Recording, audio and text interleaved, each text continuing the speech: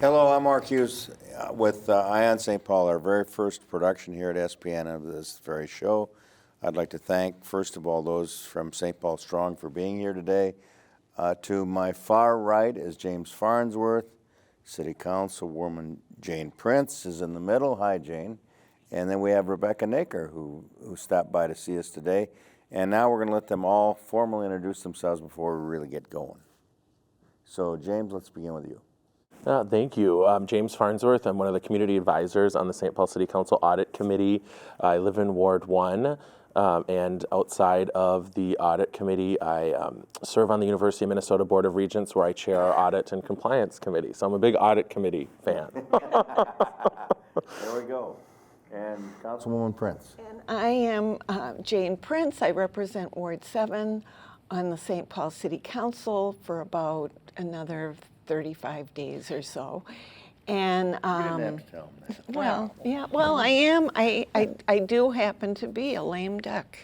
And with Councilmember Noecker, we launched the St. Paul City Council Audit Committee. We revived what had been an audit committee for the City Council. Councilwoman Rebecca Noecker, welcome. Well, thanks so much. Good morning, everyone. It's a pleasure to be here with my colleagues. And as Councilmember Prince said, I'm Councilmember Rebecca Noecker. I represent Ward 2 on the St. Paul City Council. And Councilmember Prince and I like to think of us as partners in the good kind of crime, setting up things like the Audit Committee and lots of other good trouble on the council. Okay, I'm going to begin with James Farnsworth. You consider the internal audit at St. Paul a community event. Now, in business today, when most people hear the word audit, you're kind of scared. And I do look at it that way, but I also look at it as a financial safety protection for the city of St. Paul. But I'll let you explain the community part of it. Well, I appreciate your question because I think we've done something really unique with the St. Paul City Council Audit Committee in that the council members brought in community advisors. There's 4 of us. We live in all different parts of St. Paul where the community actually has representation in that process, where the committee is primarily looking at program audits. I mean, obviously there's financial components to those programs and what the committee looks at, but it's been really important. I'm a little biased, but I think it's been really important to have community members at the table for these conversations. And part of what we're doing today and what we've done in different venues is do community engagement about the work of the committee and what we're doing. Okay, there's 2 real reasons that this was formed. Whoever wants to take that question. Yeah. Be one of the council members? Yeah. Well, I'll jump in because I have actually been around long enough that I worked as a council legislative aide back in the 90s when the council was conducting performance audits through an audit program. And at that time, it was determined that the charter gives the council responsibility for oversight of what goes on in the city. And in particular, the audit activities back in the 90s said we, as the council, should be overseeing the use of tax dollars and make sure there isn't waste, that they're being used the way taxpayers expect them to be used, and also policy and city ordinance oversight, that making sure that we are following city policies, and that basically the city is recognizing its accountability to the taxpayers and the residents, as well as providing increased transparency. Great. What when you select audit topics, what is that process? Well, that's one of the reasons why this community engagement function is so important, because one of the ways that we select audit topics is by hearing from community members what they most think needs to be audited. We have a survey that's ongoing for the community to weigh in on. We also have a survey of city staff members, because often we find that it's the people doing the work on the front lines every day who have the best ideas about how we can do it better. And so we intake all of those ideas. We have a conversation amongst ourselves as a committee, amongst city staff, ultimately amongst council colleagues, since the council has to vote to approve whatever topic we select. And and then we choose our topic. And the good news is we are never at risk of running out of great topics. We have the opposite problem. I'm sure not. The introducing the audit committee to the public through forums today, like on SPNN and media and social media, is used to critique the work that you do, sharpen the efforts, and maintain the accountability and transparency of our mission. And I'd like to hear from all of you on that, if we can, quickly. I'll just say briefly that you're absolutely right. The community engagement function does contribute to accountability and transparency because the committee exists to make sure that city services are being conducted efficiently, and that, as Councilmember Noecker just talked about, the kind of annual work plan or the agenda of the committee is really driven by the people that live in St. Paul, the people that work and serve the city of St. Paul, and that's gotten us to the best outcomes, not only from the staff perspective, so folks at the city feel like they have buy-in and commitment to what we're looking at, and we do it in a collaborative fashion, but also it makes sense so much in line with our mission to make sure that we're really in touch with community about the work that we're doing. Are there other cities across the country that are doing this very thing, or are we leading the way? Not as well as St. Paul. Oh, no, not at all. I just made that up. I'm not sure. No. I mean, I know we're doing it the best. I don't know if Yeah, anybody else is doing it. Well, yeah, I mean, I think what we've heard, and when Rebecca and I started this work, we reached out to a number of public internal audit organizations. We met with the legislative auditor and learned about how they operate their process.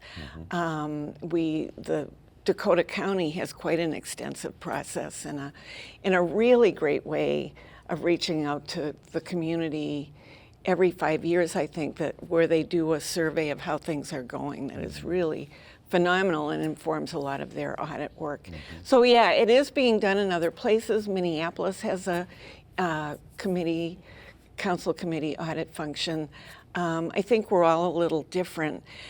You know, I think what's important to note here is that when we started this, it was not something that all of our colleagues or the mayor were all excited about. It's kind of like, what do you mean you want to do a performance audit committee, and what's that going to do?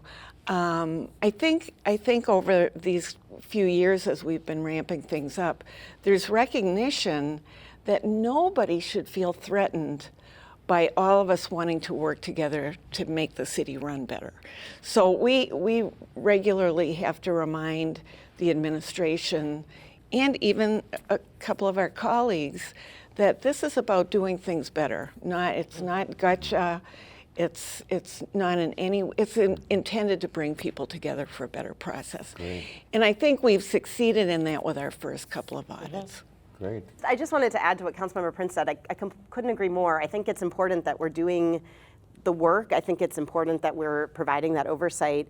And I also think it's really important that people know that we're doing that, because almost regardless of what the audits actually find, the fact that we have this oversight function and that we're fulfilling it and that we're asking questions about how we can do our work smarter, not harder every day, that inspires trust. And as I just came off of a campaign of door knocking, I know many of us hear this all the time, people say, you know, we don't trust that City Hall is either operating in our best interest or is providing that oversight of itself and being accountable. So I think it's important that people, regardless of what topic we choose and what we come up with, know that we're doing this work. Great. I would just echo what Councilmember Noecker just said. As a community member, for me, whose vested interest is in the success of the city of St. Paul, it's important to me that our city government has these functions. And so to one of your earlier questions, not that I've looked at every municipality's audit committee, but I think we are unique in the fact that we have community members on the committee, that we really are doing an emphasis on community engagement. And I've only been on the committee for a shorter time than it had started, but I've even seen some real transformation within collaboration between the administration and our committee, and just seen real stark examples of city staff in different areas working in collaboration with us to make really important functions work better. What dawns on me is that, you know, it's the thing of if a tree falls in the forest. I hope not. If we continue, the reason community engagement became so important to us is that if we sit around a table and make decisions and do audits, but nobody knows about it, then it's kind of pointless. And we want the public to be more aware and more engaged in our work. And your name is, sir? My name is Tom Diamond, and I think this really fits into what you're looking at, or at least I hope it does. Over 40 years ago, to protect our parks and open space, the city adopted in the charter a protection of our parklands, and that you can't sell the parklands, and if you do sell the parklands, you've got to get market rate for them, and you can't just then take that money and put it in your pocket. You have to put it into a specific account held there for purchase of parkland. Well, sometimes it's challenging to find out what's going on with the city, and that's why I think this is very helpful. We've been working for some time trying to figure out where's some money. There's a facility, wood chipper at the Pig's Eye Park, and they've got a lease for that. And we said, okay, well, where's the money for this? We want to know how much money is in the account and where you've got this set aside. And we had a real difficult time getting answers. We'd ask the question, and it just kind of get lost out there in the world. And finally, with citing the laws and stuff, and we did get the responses back from the Parks Department. And after several letters, we found out that $91,000 has been paid in to the city, but we said, okay, so where's that account? And I said, well, we spend it.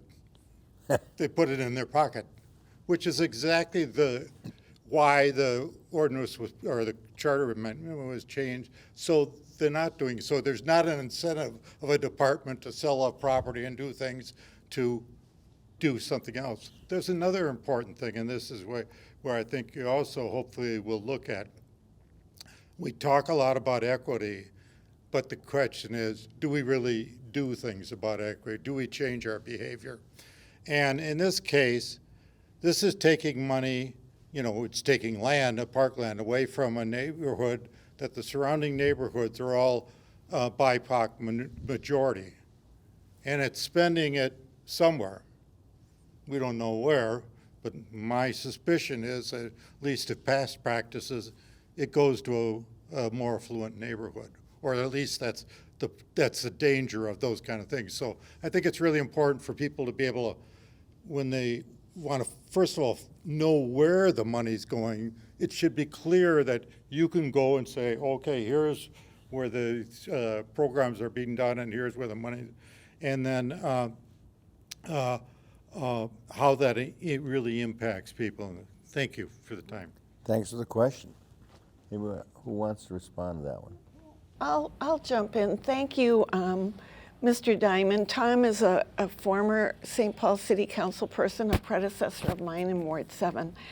I think those are exactly the kind of issues that that the Audit Committee is in a good position to be able to investigate. And what I think this gives us an opportunity to say that the website, which you should talk about how the portal works, because that's not my strong suit. But we have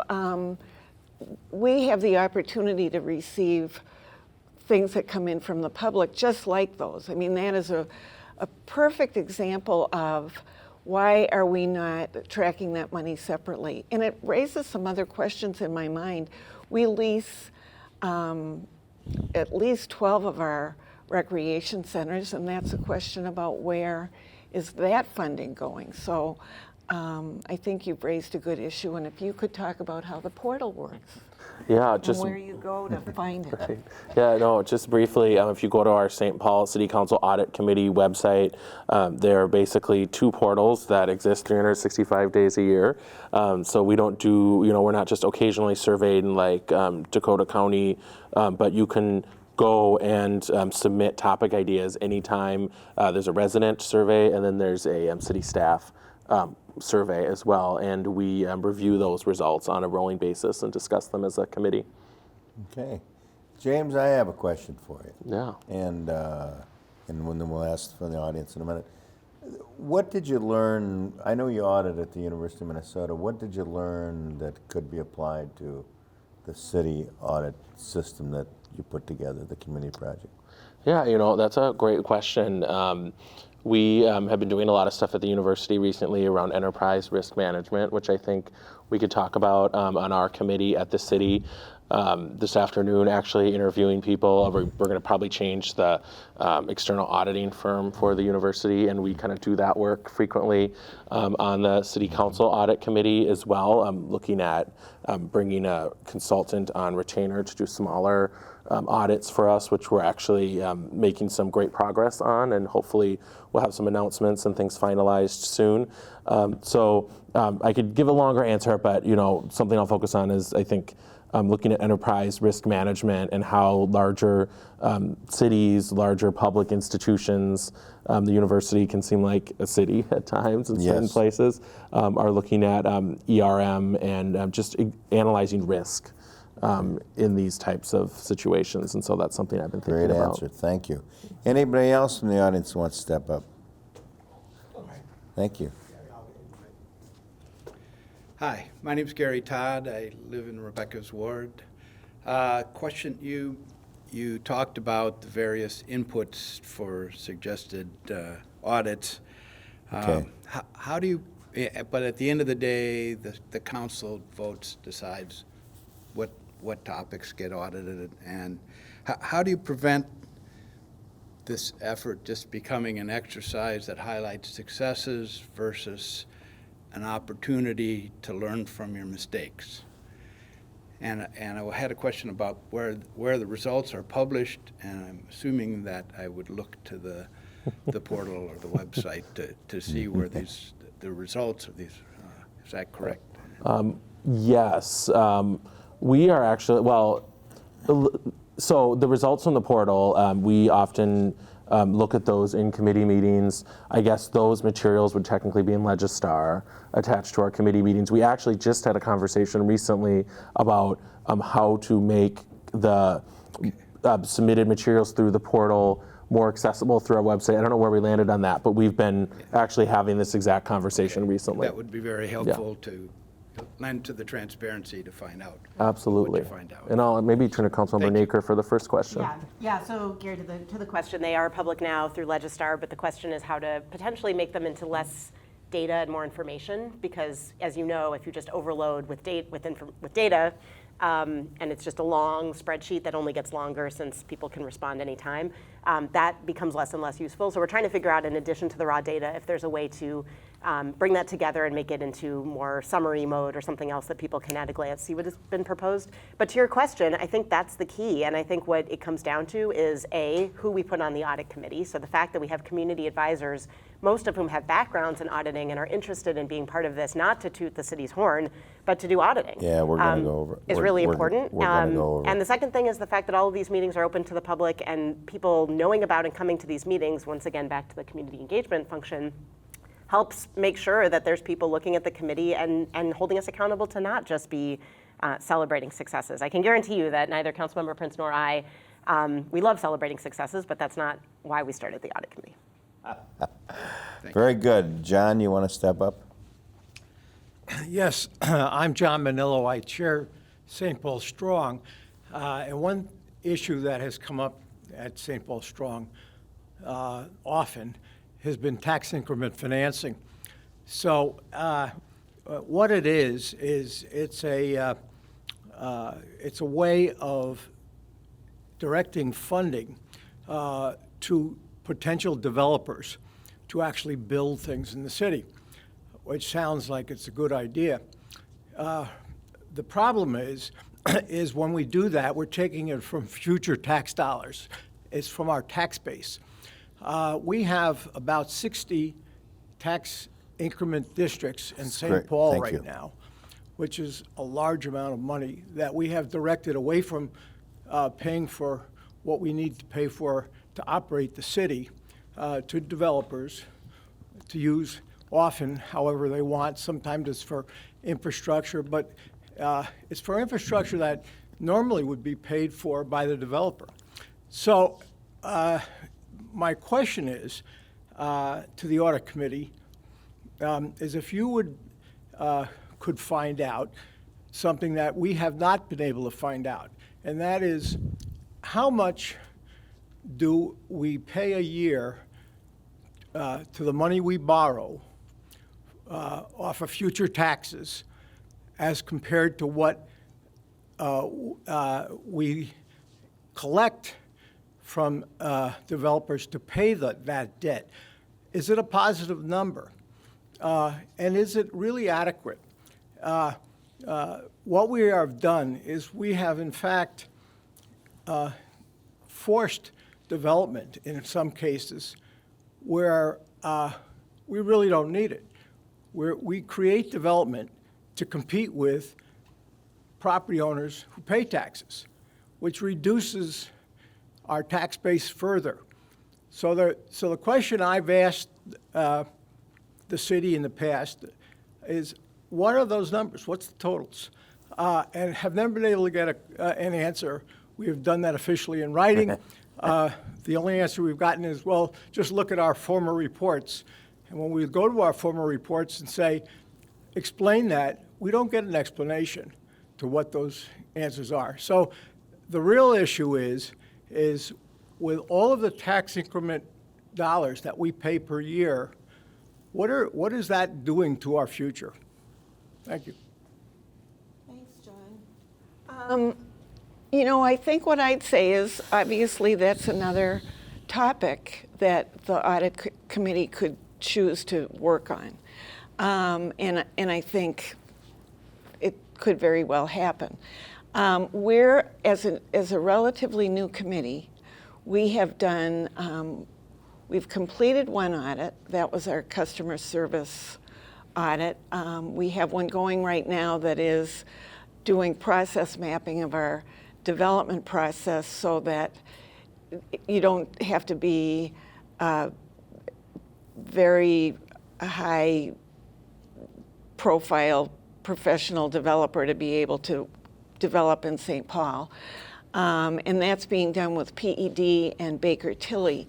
What we're doing now is we are, could you talk about the contract that we have now? Because what we're hoping to do now with our new contract is to be able to be more nimble about taking on topics and more specific and precise topics, questions like that. So maybe if you could say a word about that, Rebecca. Yeah, just quickly to, as you said, Councilmember Prince, we are hoping to be able to do more audits more quickly by not having to contract and issue RFPs every time we want to do an audit, which takes a lot of time. So we're hoping to bring on one overarching consulting firm that can do a variety of different topics and therefore be able to do smaller scale audits, more precise questions, and do more of them more quickly every year.